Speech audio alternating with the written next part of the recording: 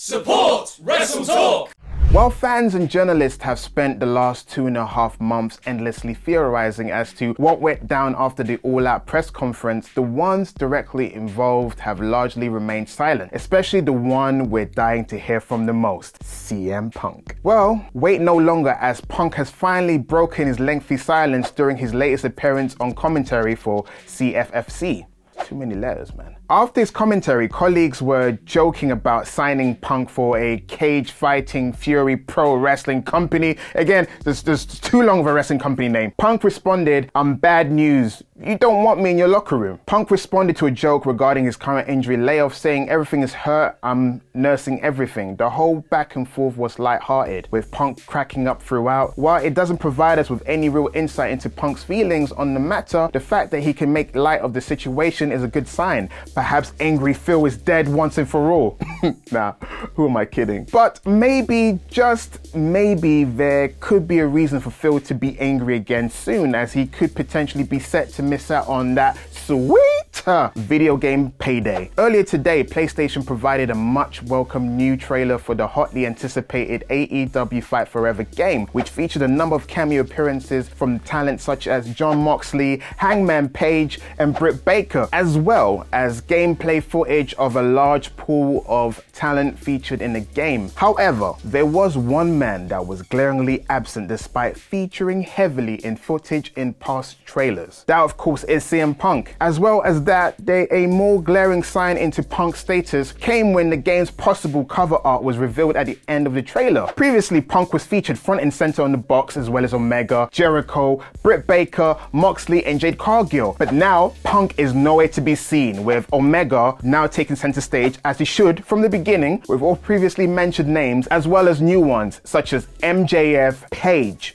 Orange Cassidy, Bryan Danielson, and Sting. Ever since Punk's all-out implosion, it was speculated by fans that AEW would make this change to the cover. However, it is currently unclear what it means for his inclusion in the game, as he's still listed as a playable character at this point. It's important to note that the game does look set to include ex-EVP Cody Rhodes, who has not been featured at all in any promotional materials for the game. So perhaps Punk's inclusion will not be affected, but instead will just be muted in a similar fashion. Sticking with AEW, the Wrestling Observer newsletter Dave Meltzer is reporting that a number of people are very concerned for Adam Cole given his lengthy injury layoff. Cole has been absent from in-ring competition ever since his four-way with Okada, Jay White, and Hangman Page at Forbidden Door in June, in which Cole suffered a scary-looking concussion that led to an abrupt finish for the match. Meltzer doesn't give further detail as to what exactly the concerns are in relation to and what they mean for Cole's future. However, given his much lengthier absence than a typical concussion results in, there could potentially be more significant complications with the injury. We at WrestleTalk would like to continue to extend our well wishes to Adam Cole and his recovery, and hope to see him back soon. Lastly, the Wrestling Observer newsletter has provided an update on the possibility of Stone Cold Steve Austin following up his pretty great return match with Kevin Owens at WrestleMania 38 with yet another match in Hollywood in April. It is being reported that WWE have made contact with Austin regarding another match. However, things are very much in the discussion phase.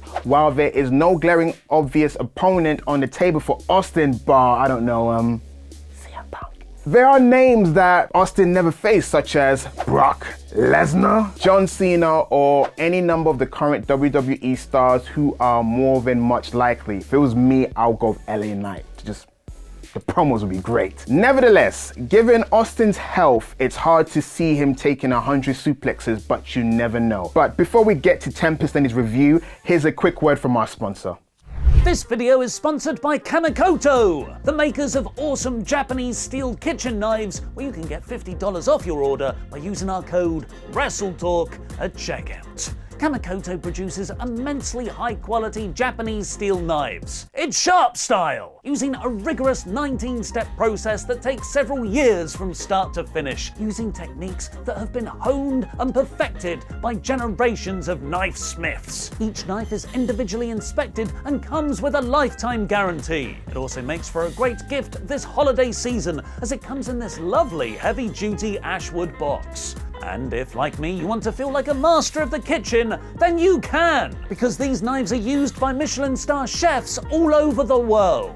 And because of their single bevel edge, you can get a level of sharpness from Kanekoto knives that you just can't get from other blades. Take that, Drew McIntyre's sword! Shwing!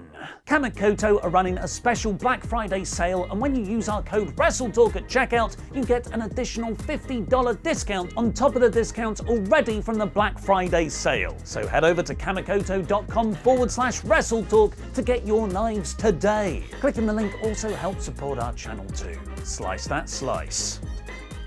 Are you ready for a No, we're done with that bit. That song is gone. I'm Tempest, and this is my review of SmackDown in about 5 minutes. My crown. We open with the Brawling Brutes and Drew McIntyre coming down for an in-ring promo to say, I think, what we were all expecting them to say, that being Sheamus and Drew's rivalry has built a lot of mutual respect, and they will have each other's back at War Games. They start to hint at who the 5th member of their team could be, but they're interrupted by Sami Zayn, who says he can speak on behalf of the Bloodline and guarantees a win at Survivor Series. I love watching these segments and just seeing the moments happen where you know that will cause tension in the Bloodline, like Sami saying he can speak for them. They set up Sami versus Butch for later, and the Brutes say the 5th member will be someone Sami will never expect. Also, Usi is the most over thing in WWE.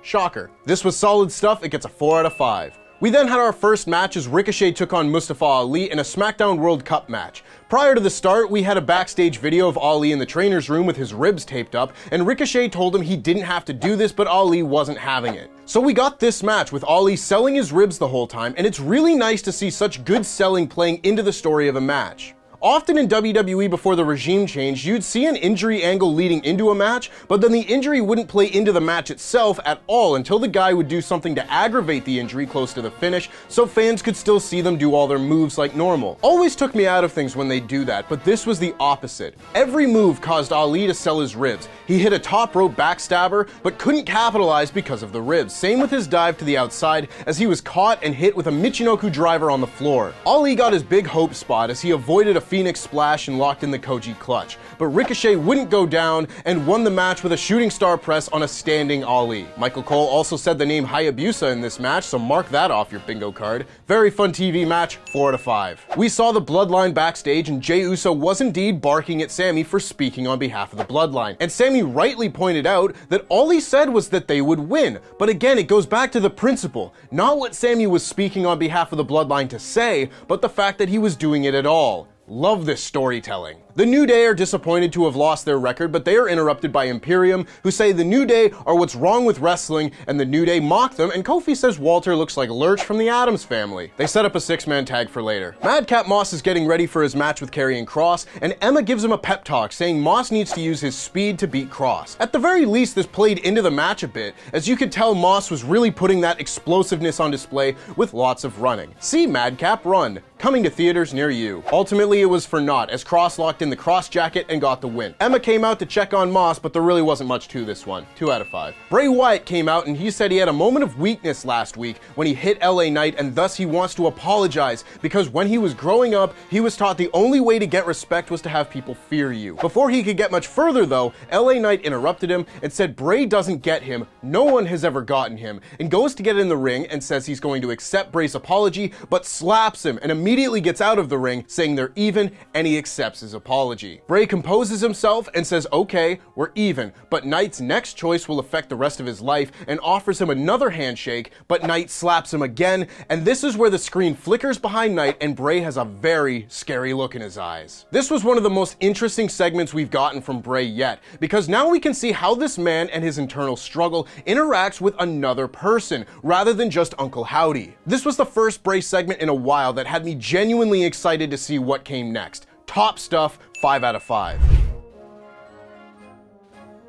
The Usos confront Karrion Kross backstage and ask if he's the 5th member, which at least is a theory that makes sense considering Kross's recent history with the Bloodline. But Kross says he walks alone, and when he takes Roman's titles, he'll do it on his own time and by himself. We then had Shayna Baszler taking on Shotzi. This match was mostly just Shotzi getting distracted by Ronda Rousey at ringside and getting beaten up by Shayna until Raquel Rodriguez came out to even the odds, which distracted Shayna and allowed Shotzi to roll her up for the win. I do not like this. I'm of a few schools of thought here. I do think you badly needed to give Shotzi some wins if she's going to be even a sliver of a threat against Ronda at Survivor Series, but I would not be having Shotzi pinning Shayna Baszler under any circumstances. I also still don't understand this partnership between Shotzi and Raquel. I thought Shotzi was only helping Raquel because she had beef with Damage Control. Now they're just friends. I don't know, there are enough women on the SmackDown women's roster that you could absolutely have Shotzi beat with no consequence. I don't know why they had to pin Shayna here. 2 out of 5. LA Knight goes to leave the arena and Mackenzie Mitchell asks him if he's leaving because he's scared, and Knight says that he's just leaving because he's done work. And as he opens the door, you can see Bray Wyatt's spooky mask in the darkness and all the crowd go, ooh. The Bray Wyatt stuff on this show has been so fun this week. Imperium then came out for their match with the New Day and mystery partner Braun Strowman.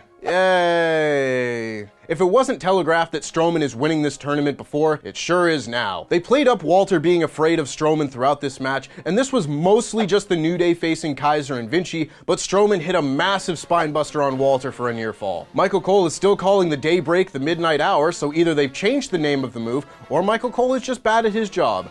Who's to say? New Day got the win here, and Walter chose not to break up the pin because Strowman was in the ring. So help me God if Strowman beats Walter. This match was fine, but severely lacking in Walter content. 3 out of 5. After the match, Kayla asks Braun about the tournament, and he, excuse me, gets interrupted by Ricochet, who says Braun is looking too far forward into the future, and if he overlooks this flippy flipper, it might bite him. Well, I know who I'm cheering for in that one. Come on, Ricochet, do it for all the flippy flippers out there. Sami Zayn then took on Butch in the main event, and it may shock you to hear, but Sami Zayn and Butch had a very good match. Both men had their factions in their corners, and there were some big spots as Sami Zayn pushed Butch off the top rope into the barricade before a commercial, and Butch hit a moonsault off the turnbuckle to the outside to wipe out the bloodline. Eventually, Butch hit the bitter end to get the win and advance in the tournament, but this was when Roman Reigns made his way to the ring to clean house. He nailed Holland and Butch with a Superman punch and spear before a stare down with Drew, who he also hit with a spear, then had a stare down and brawl with Sheamus before Sami ran interference long enough for Roman to hit the Superman punch, but just as he hit the ooh-ah pose, whose music should hit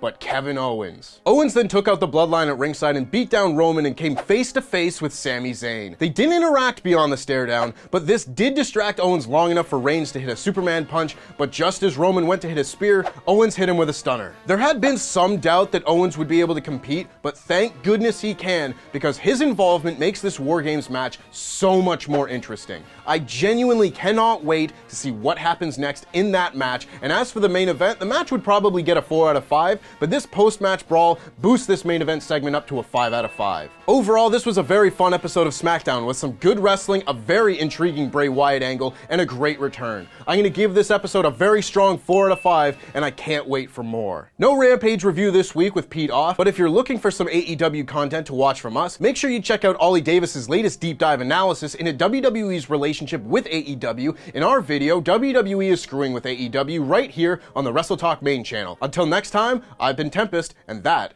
was wrestling.